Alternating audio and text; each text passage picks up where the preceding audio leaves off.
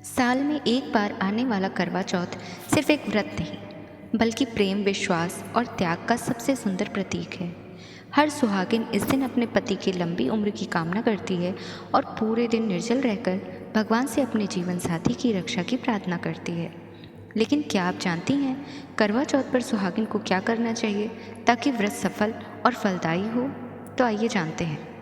सुबह सूर्योदय से पहले उठना इस दिन शुभ माना जाता है। सर्वप्रथम स्नान करें और साज सज्जा के बाद सौभाग्यवती स्त्रियों के प्रतीक 16 श्रृंगार करें। सिंदूर, बिंदी, चूड़ियाँ, बिछुए, पायल, मंगलसूत्र, ये सब न सिर्फ सजावट है बल्कि आपके सौभाग्य की पहचान है। अब करें सरगी का सेवन। जो सास अपने बहू को देती है उसमें मिठाई, फल और पानी शामिल होता है। इसे सूर्योदय से पहले ग्रहण करना चाहिए। यही सरगी पूरे दिन की ऊर्जा देती है। दिन भर का व्रत और आचरण। अब शुरू होता है सच्चे अर्थों में करवा चौथ का व्रत। सुहागिन को इस दिन जल, अन्न सबका त्याग करना चाहिए। दिन भर मन शांत रखें, किसी से झगड़ा या कठोर वचन न बोलें। अपने मन में सिर्फ एक संकल्प रखें, पति की दीर्घायु और परिवार की समृद्धि।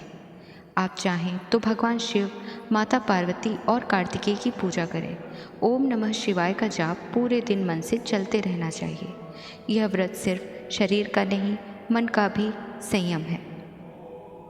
जब चांद निकलने का समय नज़दीक आता है तब 16 श्रृंगार कर सुहागिनें सजती हैं।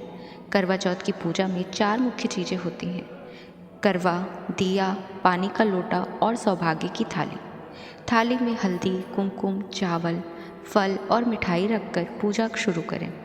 सबसे पहले गौरी माता और भगवान शिव की पूजा करें, फिर करवा चौथ की कथा सुनें या सुनाएं, फिर अपने पति के नाम का दिया जलाकर प्रणाम करें और अंत में चंद्रमा को छलनी से देखकर अपने पति का चेहरा देखें और पानी पीकर व्रत खोलें। यह व्रत सिर्फ एक दिन का उपवास नहीं बल्कि हर सुहागिन के प्रेम और समर्पण की कहानी है। कहा जाता है कि जो स्त्री सच्चे मन से करवा चौथ का व्रत करती है उसे 7 जन्मों तक वही पति मिलता है और उसका सौभाग्य कभी नहीं टूटता। पति और पत्नी का यह बंधन सिर्फ शरीर का नहीं, आत्मा का संबंध है जो इस व्रत के माध्यम से और गहराता है। अब जानिए वो बातें जो इस दिन बिल्कुल नहीं करनी चाहिए। सबसे पहले, व्रत के दिन झूठ न बोलें। सुई, धागा या कैंची का प्रयोग न करें। किसी गरीब या ज़रूरतमंद को अपशब्द न कहें। दिन में नींद ज़्यादा न लें।